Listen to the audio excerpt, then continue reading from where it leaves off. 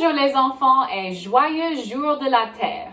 Si tu connais pas Jour de la Terre, va sur la vidéo de Monsieur Mercerhill et il peut t'expliquer tout ce qu'il y a. Je pensais que parce que c'est le jour de la Terre, ça serait bon de faire un livre sur les animaux. Alors, le voici. Ce livre s'appelle Logis d'animaux.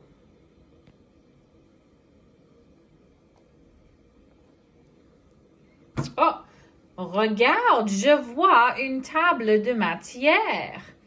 Réfléchissez, si je vois une table de matière, est-ce que ça veut dire que ça c'est un livre de fiction ou non-fiction?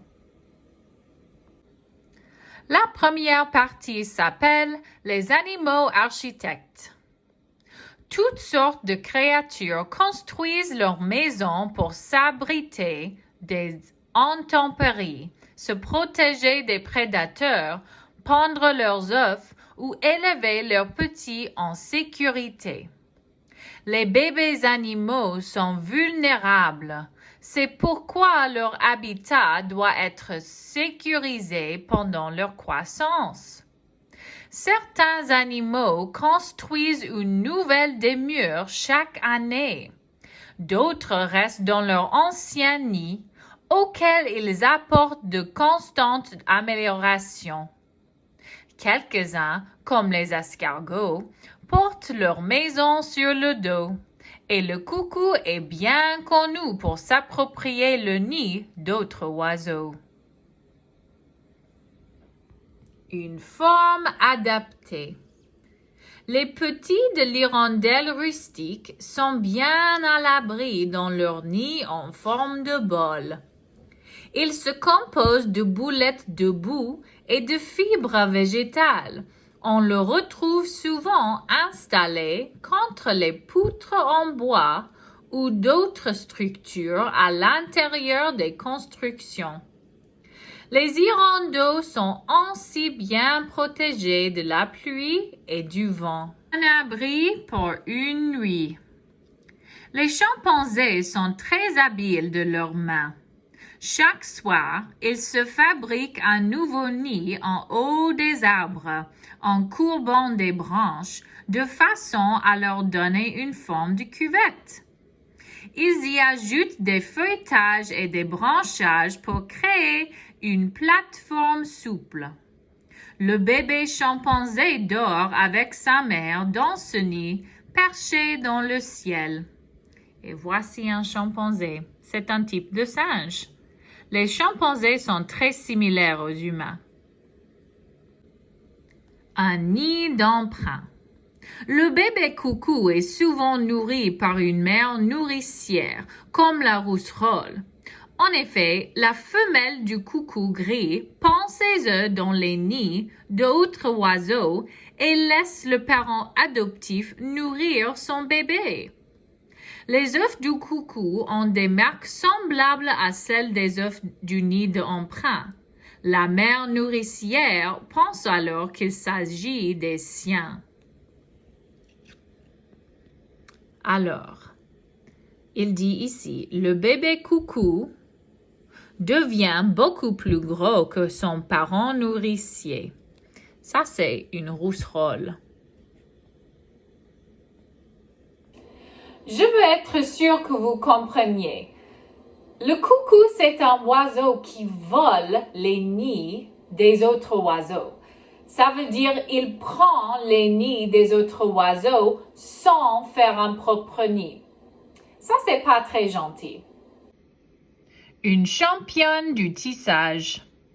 Avec ses dents et ses pattes, la minuscule souris de moisson ou souris naine tresse un nid rond composé de tiges et de brins de l'herbe.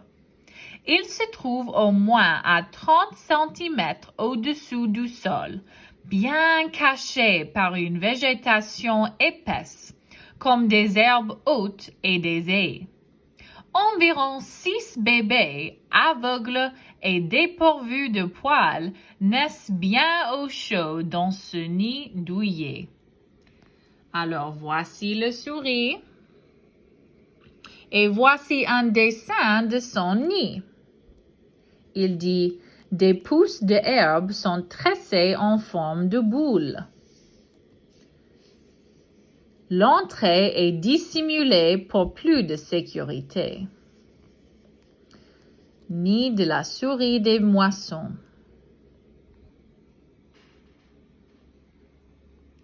Des outils pour creuser. La taupe creuse de longues galeries souterraines en guise de nid. C'est une excavatrice hors pair. Avec son long museau, elle ameublit la terre et utilise ses griffes acérées comme des pelles. Les taupinières à la surface du sol marquent l'endroit où une taupe s'est affairée à creuser sous la terre. Ça, c'est une taupe. Cohabitation. La fourmi coupe-feuille ou fourmi champignoniste découpe des morceaux de feuilles qu'elle utilise pour faire pousser un champignon dont elle se nourrit. Il existe de colonies de fourmis de plus de 5 millions d'individus. Leur activité principale consiste à produire assez de nourriture pour tout le monde. C'est comme quand on a regardé le film Bugs Life en classe. Tous les fourmis travaillent ensemble pour avoir assez de nourriture à manger. Les cités d'insectes. Des groupes d'insectes sociables et actifs vivent en colonie comme les habitants d'une ville. Parmi ces groupes, on trouve les fourmis et les termites, certaines abeilles et quelques guêpes. Ces insectes s'entraident en construisant des habitats sûrs et défendent solidairement leur colonie. La reine est toujours le membre le plus important. Elle pond les œufs tandis que ses ouvrières cherchent la nourriture et s'occupent des petits.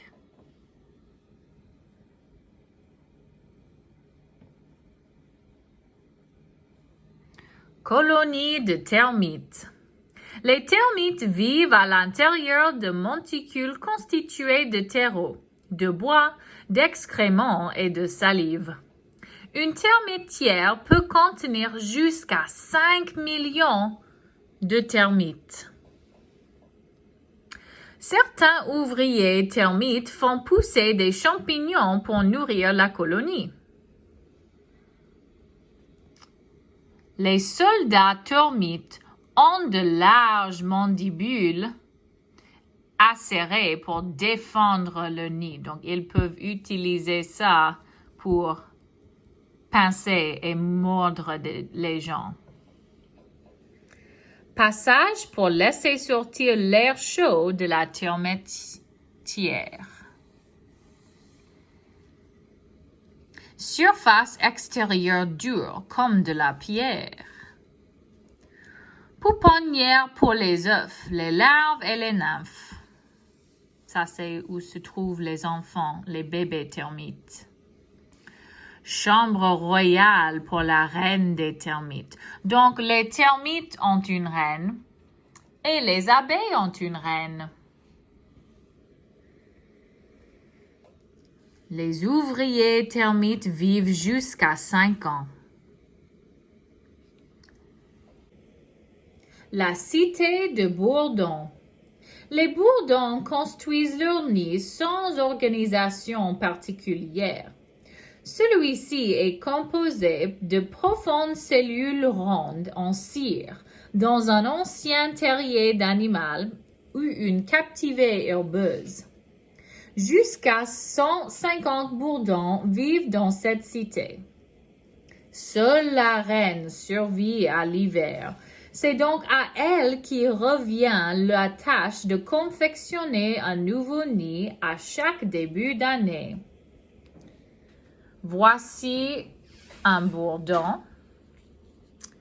Les bourdons sont plus velus que les abeilles, ce qui leur permet de travailler par temps frais.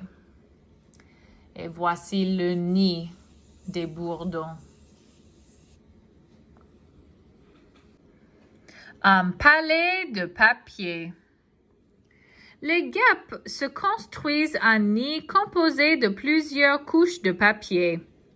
Elles fabriquent le papier en mâchant du bois et en le transformant en pulpe qu'elles agglomèrent et laissent ensuite sécher.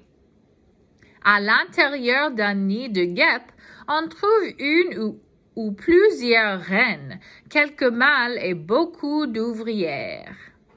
Alors voici le nid des guêpes. Et ici, il dit, les guêpes possèdent des mandibules puissantes qui leur servent à mastiquer la nourriture et à fabriquer du papier. Un labyrinthe souterrain. Les fourmis charpentières utilisent des aiguilles de pin pour construire leur dôme à la surface du sol. Alors le voici.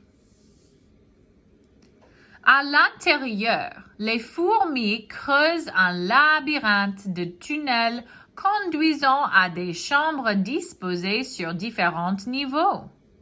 Les plus profondes et les plus sûres sont réservées à la reine et à ses œufs. Coudre sa maison. Les fourmis tisserandes cousent bout à bout des grandes feuilles afin de se fabriquer un abri douillet. Pour ce faire, elles utilisent des fils de soie collantes produits par leurs propres larves.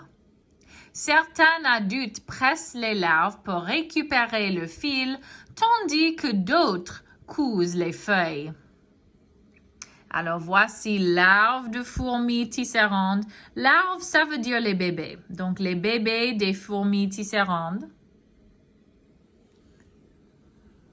Il dit ici, ce nid de fourmis tisserandes est difficile à repérer au milieu des branches feuilles de la forêt tropicale. Ce n'est pas la fin du livre, mais on va s'arrêter là. J'espère que vous avez appris quelque chose de nouveau. Moi, j'ai appris qu'il y a beaucoup de différentes variétés d'abeilles. Il y a beaucoup de différentes variétés de fourmis. Et les différentes variétés d'abeilles et fourmis ont des types de maisons très différentes. Si vous voulez finir à lire ce livre avec moi, revenez dans ma prochaine vidéo. Mais pour le moment, au revoir.